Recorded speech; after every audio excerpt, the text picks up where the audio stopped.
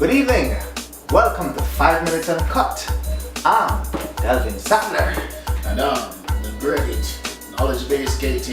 The girl themselves, they want stew, like we have them stew. See it? Come back, get over eating up. We're the top more eating, you know? But the girl said that. Oh, Yeah, the girl that love eat. yes. And they want you to be the meal. They said they want me to be their stew beef. Right? Maybe at the pounds of them system. So that's why we have the Heineken, you know. But they don't know. It seems like you have some confession to make, you know? No, I'm on a transformation phase. I'm trying to change my body. So consequently, no more liquor, green tea it is. Alright, knowledge base. You notice that we have a CD right here. It's called, it's about an artist. It's called Negos Nurse. And it's called T. Money. Straight. It's a mixed CD from this artist, Negos Nurse. And I listen it in my car, knowledge base. You listen it in your automobile? Right, and this is your copy here. But we want the fans to get a hold of this CD. So if you want a copy of Negos Nurse mix CD, just drop us a line and we get it, because the songs on it is good. 27 songs, and I listen to all of them, and this artist is first class. After you listen to it, knowledge piece, I want you to come back and report to 5 Minutes Uncut People Nation and let them know how good Negos Nurse is. Or bad, but I can guarantee you, you will like this mix CD, T. Money. Oh yes. From Negos Nurse. So with that said, let's get into today's show, Knowledge Base. Yes, I am. And we're going to talk about, first of all, police again. Yes, and this one. You wanted to be a police, Delvin? Yeah, I wanted to be a police.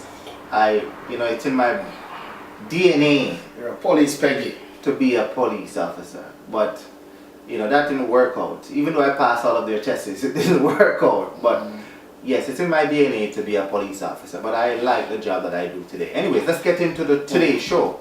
So we're going to talk about police in high schools. So what happened here in Toronto, they used to have police patrol the halls of certain schools in Toronto. Now, the government has looked at that policy and has suspended it until further notice. So, knowledge base, with the police not being in certain schools in Toronto, is this bound to be chaos in these schools, knowledge base? I wouldn't use the word chaos enough. No? Let me put out a disclaimer. Yes. You and I are old folks. Yes, we're grown up. Grown-ups. Yes. I think I left school, I'm not going to date myself, but high school, I graduated grade 13 in 1997. And probably you in 1987. Continue. So there's a big divide between when I was in school and when these children nowadays are in school right now. Right. What I know from things that are going on in the news is that the police is required in the schools. You can't expect the teacher to be an educator and an enforcer at the same time. And these kids, they lack discipline. And they need to address some of their violent tendency that they have in school. And not only their violent tendency, their moral compass. They have no manners, some of these children. Some of them are well-mannered people, so I'm not saying all. Kids in school have no manners, but for the most part, that discipline and that structure is not there. And the police, as we said in the previous video when we discussed police, they're a paramilitary group, right? So there's a certain level of structure that the police carry themselves with that I respect. And during their training, you have to wake up at a certain time. Your boot has to be shined. There's a parade. Your uniform has to be crisp. You have to walk upright with your shoulders up. The police have a certain level of discipline and decorum that they can pass on to the children of today. Is it just about it's not just about policing. But It's how discipline. it's an image Yeah. that the police Portray. And if I want my kid to have a role model outside of myself, there's not a greater example than the police. Yeah. So I don't see what the big ordeal is.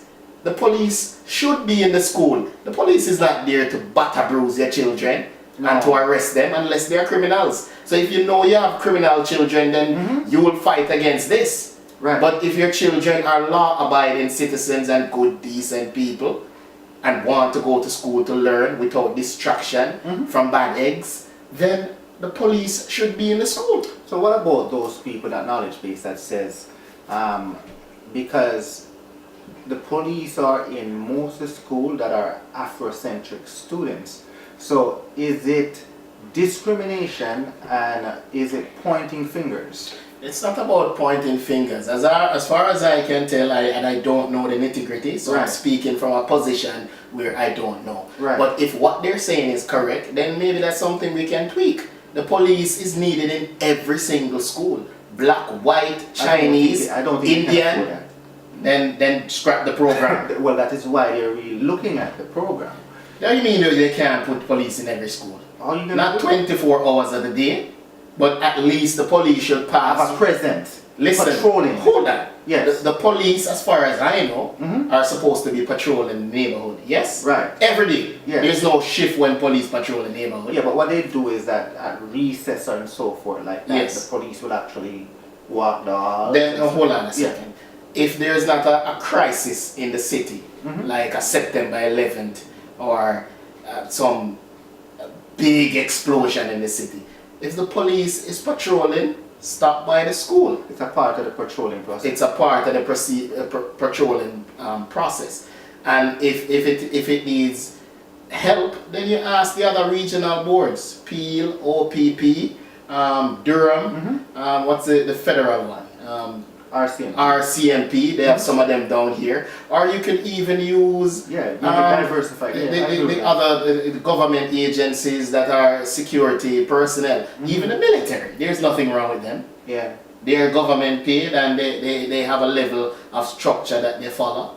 So the teachers need help, the education system need to focus on education, and behavioral issues and criminality needs to be stomped out in the schools. Period. Full stop. How do you see it? And I think the police would help. Yeah.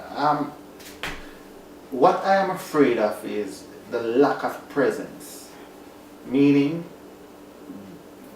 gangs now will now take the spot of where the police should be, because there's no security aspect. So now people now start to fill those void and vacuums by now exploiting the kids by giving gang ideas. And these gangs now start forming in the schools and start to create gang studies and all these things. This is the first time since episode 1 that you have said something that is, and I'm not belittling you, Yeah, go ahead. but it's very deep what you just said. Yeah. I don't believe you know what you have just said. Well, But continue. I know what I'm saying, but what I'm saying is that, yeah, you don't want gangs to form rivalries in school, because now if the police were there and they get word of these things, they can snip it out immediately. No, but also I think where you are going is the culture. The culture, yes. If the police has leave that space, yes. then the gangs or negative influence can come in.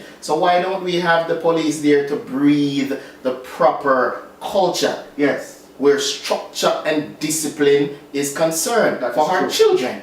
Yes. You know, we want our children to be like police, not against the police. Yeah. I fully agree with that, because gangs and guns is a serious thing.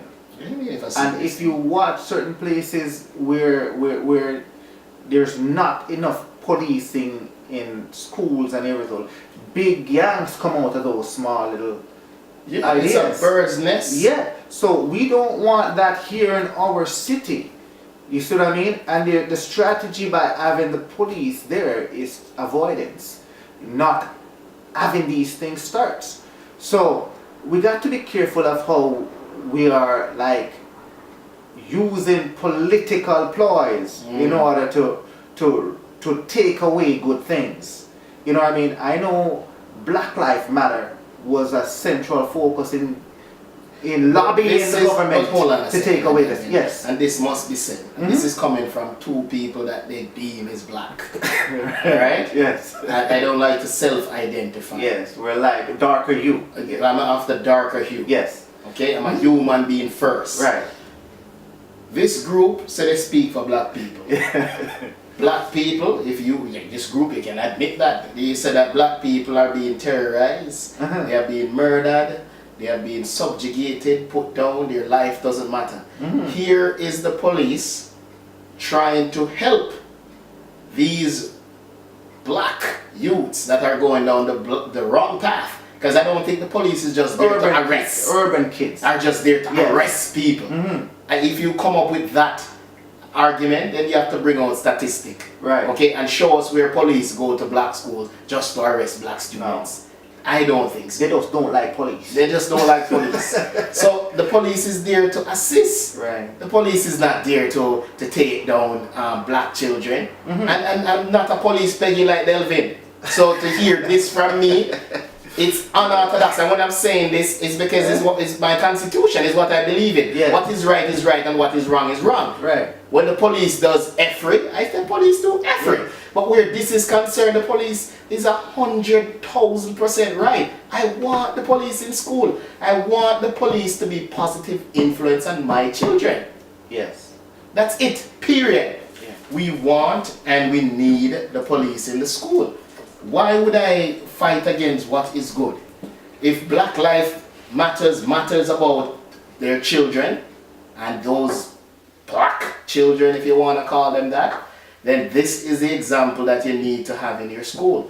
Maybe we need to bring some of these teenagers on the program to rebuttal some of the things and some of the tyranny that they're that they're facing in the school from the police. I would tend to not agree with them. That the police is a good thing for the school, and the police provide positive role model and leadership to the school. Because of that discipline, our people, and when I say our people, I mean black people, I'm going to talk to you directly, and I'm not talking down to you. We don't like discipline and structure. Right. And we fight against it from the highest and poorest level. And we need to carry ourselves with some decorum. Right. You know? How are we going to move forward if we can't have some level of discipline? You see what I'm saying? As I said to you prior, we're already at a deficit with respect to the equity that we have as a people. We own nothing. What we need to do is to ensure that there's nothing that handicaps us so that we can move forward as a people and take our rightful place in this world. Because knowledge base, there was like a couple shootings in the schools, and since the police has been there hasn't been any shootings, which is a good thing. So the presence shows that the system works. And why is it that people from our culture, Delvin, when I say our culture, black people, I'm not going to even go around it, why are we so against the police? I welcome the police. And the police work for you. Yeah. So when you don't want the police to come and investigate a crime in your neighborhood, you're basically getting taxed without representation. You're stupid. Yeah. So maybe what they want is parity, across all schools. So if that's what they're fighting for, only thing I could say... But that's not what they're saying. Well, you're putting words in their mouth. Well, I mean, maybe that would be their counter-argument for not... For then why don't they say that? To get the program stopped. If they want it to be across the board, then say that. Yeah. So it appears that you're isolating just these schools, which means that you're actually going there to do nefarious activities. But you came which up is with to terrorize our children. Which is to have it in all schools. Yes. So put it in all schools. Let's see what they're going to say then. Because I want my children to be protected by the police because I pay taxes. Yeah. So I welcome that. So we want the police in schools. On to the next question. Yes, knowledge base. The next thing I want to talk about, you touched on it earlier, and about the weight. And as you get older, it's harder to keep weight off. Instead, most people put weight on. Yeah, you're getting bigger over time. But I don't mean taller, you're getting wider. Wider. Yeah, man, it's a battle. Front, back, side. I've been fighting fat my entire life. So and fat is winning right now. So what I want to say in knowledge base, for those people struggling with weight loss, how should they go about approaching average weight? What is average weight? Well, because a fat guy, I'll just give you a story. Yeah. There's a guy when I used to be, I used to be in military circles when I was in my teenage year. And there was a gentleman that the army was going after because of his weight and saying that he needs to get in shape. And the man said, there's nothing wrong with my weight. I like my weight. There's something wrong with my height. You're discriminating against me. Right. Yeah, and he won. Yeah, the man wanted to stay fat. Okay. Why do you can't? That's against the average. Right. So get to how people can know. Okay, let me tell you what average weight is. For your height, you're supposed to be at certain weight. I understand. So that is average weight. So of everybody, you take an average, and that's the average weight that doctor wants people at that height have to be healthy. All right. So at the end of the day, you just have to put down the spoon. That's it. It just come down to eat less. Like me, I pack on weight because I just stop caring. I just eat. Also, excessive drinking. If you drink a lot of beer, you're gonna pack on a lot of weight, especially around your stomach. So, like for example, myself, I am trying to transform my body. So I'm basically not eating any sugar, period. So if you eat biscuit, don't stop eating. Bread, don't eat it. Rice, don't eat it. Your main staple, if you want to eat, talk about that, it should be green, like lettuce, anything with green of the earth, like lettuce, a little bit of cabbage, although Chris, the natural guy, will say it's hybrid. It's hybrid. Yeah. But to me, it's hard to escape hybrid because everything today is a hybrid. So I would say try to eat stuff that are green, like lettuce, callaloo, kale, anything green. Asparagus green? Asparagus, yeah. Yeah.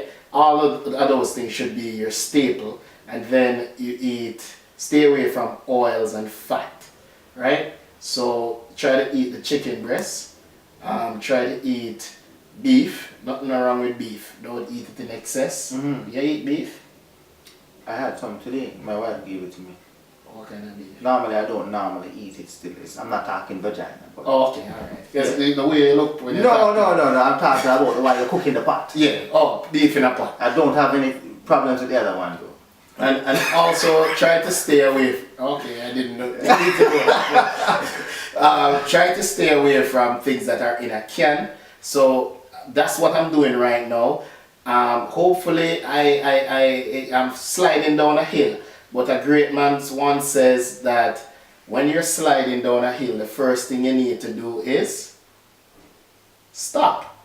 So I need to stop first. So stop with all the beer drinking, fat eating, rice eating, dumpling eating. Right. Alright? And the excessive eating needs to stop and then take discipline. So once you stop, then you put in some light exercise and stretch. So after every exercise and before every exercise, you need to stretch. And then do intense workout. Don't work out for long, but work out so that when you work, you start feeling. So for example, you don't even have to get a gym membership. Your weight, just use your weight as a counterbalance. So do push-ups, sit-ups, chin-ups, okay? Stretches. Squats, lunges, balance your body, a lot of balancing, and that's what I do. I'm trying right now as we speak. I'm doing 20 minutes in the morning, 20 minutes in the evening, and I've only been doing it for 2 weeks now. So, but I've stopped my weight. My weight stopped climbing. It's actually declining. I lost, believe it or not, 9 pounds. But my ambition is to get down 50 pounds. And people in the audience are laughing, people. But you will see. Yeah. I'm trying. That's Right really now, my knowledge base. what am I drinking right now? Tea. What kind of tea? It's fever grass and ginger. Is there sugar in it? No sugar. No sugar. So sugar is a disease. Do not drink sugar. Stay away from sugar. Not even honey. Don't even do honey. And you have to put in that exercise, and also walk. You need to walk. And why I'm taking this step is because I'm going to be 40 next year. Yeah. Believe it or not, girls out there, I am 40 next year, early next year too. So when you hit 40, all other things start happening to you. So you have to take these things into consideration. And though that is one of the things that I had an epiphany, and I said, and it wasn't that I was sick or I went to the doctor and say, oh, I need to stop. I just realized that, you know what? If I can start, because to be honest, I never started putting on weight until I was about 22, because I was very sexy in my teen years, you know. And then all of a sudden I just started eating for what reason I don't know. So if I can just start, because I never used to eat. So if I can start to become a food addict, then I can do it the opposite, where I just not eat to live, but live to eat. Or is it the other way around? You know, not living to eat, but eat to live. Yes, knowledge base. You've given a very good idea to the fans as to how to manage their weight. But let me add a few things, because especially us from the Caribbean and all that things, we tend to eat opposite way. You know that? Like our meals start small, and then at the end of the day it gets bigger and bigger. Bigger and bigger. You know what I mean? We eat this huge dinner before we go to bed. 18 flour before you die. Right. So, and it's 18 dumplings. And it's packed with carbohydrates. And carbohydrates is what makes you sick and fat, because it turns into sugar. So what you need to do, because me personally, I know I have a very fast metabolism, but I know to eat properly. So if I put on 10 pounds at 15 pounds because I want to, because I feel like I want to eat and enjoy myself a little bit, and I try to do that so that the body now can learn how to get rid of those toxins and all of these things. I know how to take it off like in a week or two, boom. Just by changing my eating habits, I know to do that. So what you do is, you have to eat smaller portions. You can eat the same volume over the day, but you eat smaller portions and more meal. So you give the body enough to use, not to store, and then you burn. So that's what you have to do. And not only that, you now add a lot more fibers and a lot more vegetables to each meal, so that you can now have the body now cleaning that thing that you put in, so you can actually flush it out. It doesn't make sense to store shit. You understand? You're supposed to be going to the washroom every day to flush that out. Yes, I agree. And that's how you flush it out, by putting in those fibers and those vegetables, so that it keep the metabolism going, so you flushes things out. And you might want to actually, as you said, get rid of sugars, or eat less sugar. You see what I mean? No sugar. You don't need sugar. No sugar. You don't need sugar. So all of those what type of stuff you like? What type of substance, or what do you get from sugar? It's just fat. There's nothing in sugar. It has, but it tastes good. That's why people like it. It's hard to just drink the tea without sugar. But it's a mind thing. Just train your mind to drink the tea. Like tea tastes good without the sugar. People love coffee, and I love coffee. But I like my coffee black. And it tastes better to me. Coffee tastes good. And it actually, what it does is that it gives you, it's a filler. When you drink the black coffee, you don't feel hungry.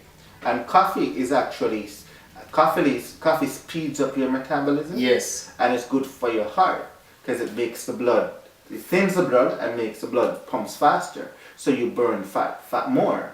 However, when you add the sugar and the cream to it, Wow. it's like you're committing suicide. Suicide. So you want to now change and get away from those sugars and cream, and I guarantee you, you will feel better. You won't feel lethargic. You know what I mean? You feel like you have energy, and just eat less carbs, more vegetables, and more fibers, and you will be good. So knowledge base, that was a pretty good segment. On to the next question. Yes, knowledge base. So we're now gonna touch on security and policing again. Oh yes. But this is important because breaking situation in Jamaica. And ZOSO, you ever heard of it? Yes, I am familiar. You have knowledge of it, right? For those who don't know about ZOSO, it's called Zone of Special Operation. Okay? It's like a state of emergency situation, but they put it in certain community that has high crime area or alleged gangs in these areas. So now the government has come up with this ZOSO Act where the security forces will now go to these areas, and a state of emergency and curfew is designed for this area. Now they can search your property, they can now pat you down, they can now pull you aside and ask for an interview, interrogate you, and all of these things. So knowledge base, this is my question for you. Is this a great crime fighting strategy, or is this an infringement on your civil liberty and invasion of your privacy? It's just a sign of the times, you know. Jamaica is coming to a point where they have to take control of this criminal beast, like it's been plaguing the Jamaican society since the early 70s until now, and it's getting worse and worse and worse, and we keep kicking the can down the road. At some point we need to stop and we need to take stock of what we're doing. And when I say we, I still see myself as a Jamaican citizen. I have their passport still, even though I haven't lived there for 25 years. But there's a piece of me that is connected to Jamaica. I visit there all the time. It's the land of my birth. I want to see them do well. So anybody that says things can't be done must not stop man from trying to do things. And this government that is in Jamaica right now, it appears that they're trying to do something. To answer the question that you just proposed, when the advent of the situation that happened in Tivoli Gardens in 2010, I believe it was, the state of emergency, Tivoli Gardens was widely considered a state within a state. Yes. Right? It was a no-go area for police. It policed itself. They had their own laws. Criminal gangs run the place. Yeah. It's documented thing. You can Judge, go jury, there, and executioner. judge, jury, and executioner. I am not making this stuff up. You can attack me if you want. You just go on the internet. It's there. Public record. Even in your public library down in Jamaica, you can get it. That said, they basically warred this state Tivoli. The state of Jamaica declared war on the state of Tivoli, and the state of Jamaica won. They took down Tivoli flag and put up the Jamaican flag. So what this said at that historical moment is that the Jamaican police or the Jamaican law enforcement mechanism has the balls, the masculinity to take back Jamaica from criminals. The people's country. Yes. Any section in Jamaica. Yes. From criminal gangs. That's what that simple thing at that point told Jamaican citizens. With that said, this new government came in, the same problems, because they said that was the invasion of Tivoli and the subsequent conquering of Tivoli was the straw that broke the criminals' back. That's what they said back in 2010, right? And instead, the crime just kept more and more and more. There was a change in government. There was a change in government Yes. where criminality was concerned. And then you had all sorts of little criminal gangs, not only in the corporate area, but now in the rural areas of Jamaica. It's like a sword. It's So like now, outsourced the gang. yes, they're outsourced again. So now this government says, okay, let's extrapolate what we did in Tivoli, make it into a legislative thing, A mobile legislative thing, and let's see how this works. So what it does, it basically, as you define it, the Prime Minister have the due diligence to say, okay, yeah, I am gonna declare ZOSO, authorize this, yes. authorize ZOSIS or ZOSO yes. in this area. I think currently they're in Mount Salem and they're making progress with respect to guns that they have received and Yes. people that they have arrested. Detained. There are some people on the other side that says that this thing will not work because if criminals know that you're coming to your area, then they're gonna move. Well, I don't agree with you there, that might work, but what it says to the criminal is that you are not in charge. We are gonna have you on the run and you will have to watch your back. Yes. That's what it says to criminal. Okay? So you don't have a free reign to do whatever you want to do. And in addition to that, the government is actually, in addition to searching people and searching people home and taking their civil liberty, they're actually giving people public service. Because to be honest, all the areas that these people will go is poor people.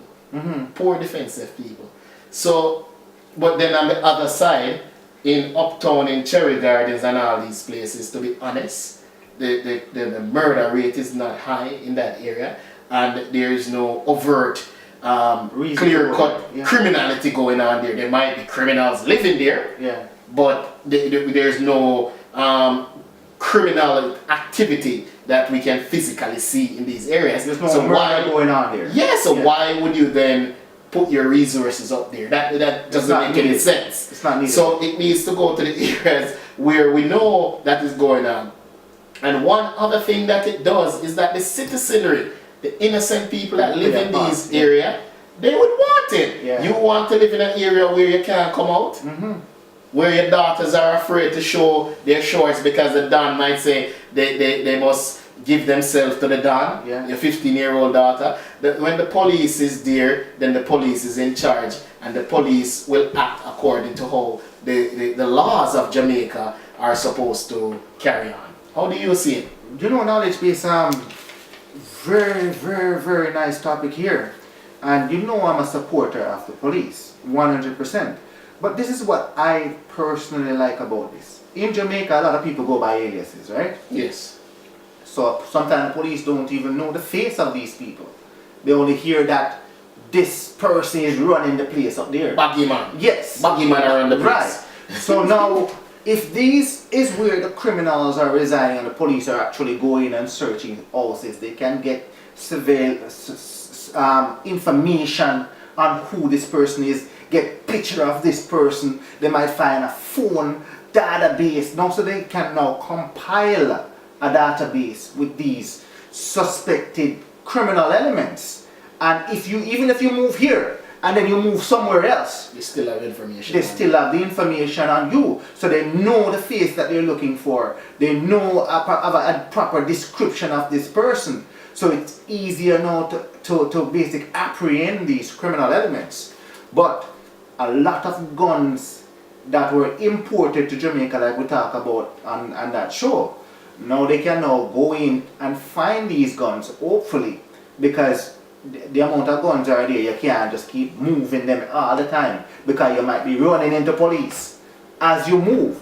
So it has to be, if you have dragnet set up, that Flush them out. Yeah, you'll get these guns. You'll get these guns and you'll get these criminals. And people can now live in peace, sleep good at nights, and not looking over their backs. Because something has to be done about this crime rate in Jamaica. It has to be taken care of. So you can't keep kicking the can down the road. You can't. And you can't just have it go like in America they're talking about getting rid of racism and across the world. In Jamaica, we need to get serious about getting our country crime free. So, in addition to the guns that are there, we also need to address the educational situation as well and invest more money into education and invest more money into training as well so we can balance it off. What do you think? Yes, people might say, well, Delvin, you're talking bullshit, where the money will come from. Listen to me, beautiful people of the darker hue. You yourself is a resource. Invest in yourself, build up your fences. Stop waiting for people to help you. Go and help yourself. So if the day come where the job comes and you have no skill to then take up the job, then why sit on your laurels? You have to educate yourself, you have to have some skill, some trade. You can't just sit, okay? You have to have some self-reliance. Not only that, listen, you see, Jamaica is an oasis of opportunity, you know, waiting to be tapped into. The only problem that is killing us on the world stage is the perception of crime. So if you can show that you can control that and reduce that to a minimal, company will flock to Jamaica.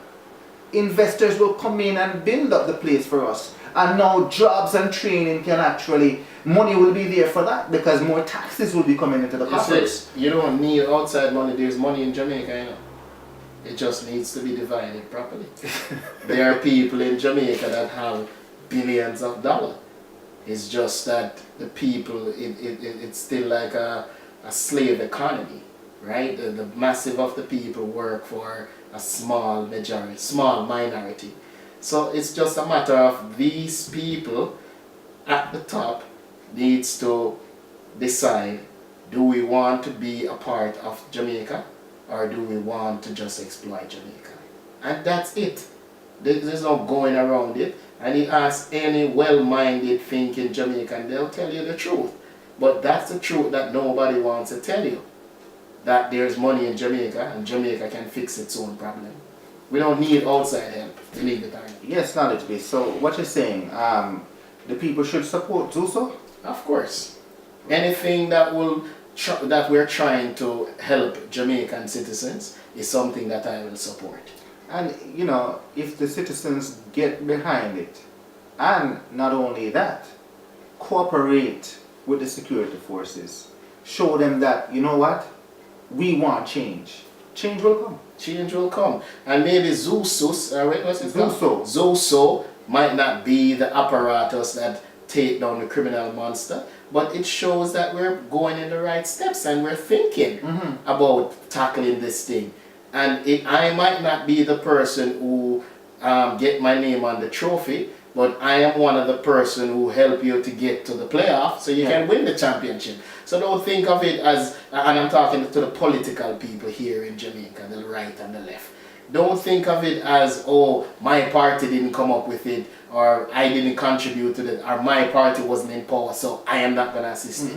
At the end of the day, you're a Jamaican, and you live in Jamaican society, and criminality and criminals affect every single Jamaican. From the man that live on the street, to the man that live uptown, in Narbrook, Cherry Garden, and all these places.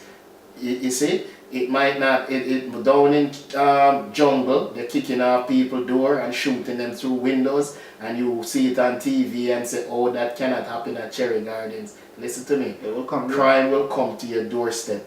So we need to fix it, and we need to address it, and we need to talk to it. Talk to these things. And these criminals, you need to take stock of yourself. Like, what exactly are you doing? What exactly are you contributing to Jamaica? Because you're only going to end up dead in another base. I'm not calling death on anyone. No, I'm what I saying mean is that if you live by the gun, the gun is going to get you. Eventually. It's just a cycle of life. So why wouldn't you want to live? Well, we'd have to interview. You know what I mean? I've seen and heard about criminals over the years. As you can see, they're no longer here. Yeah, but there are other social factors that bring somebody to criminality. That's a different topic. But what I'm saying is that these criminals, they are human beings first, so they should decide if they want to be something that hold back Jamaica or someone that advance Jamaica. So what I'm saying, they need to take that into account when they do their actions. So everyone needs to participate in change. Yes. From the common citizens to criminal elements. Yes, everybody is a part of it. Everybody needs to be a part of it. Because if you know that your son or your daughter is involved in crime, and the police come around, you tell them about it. You know what I mean? If you see somebody with guns before, tell the police about it.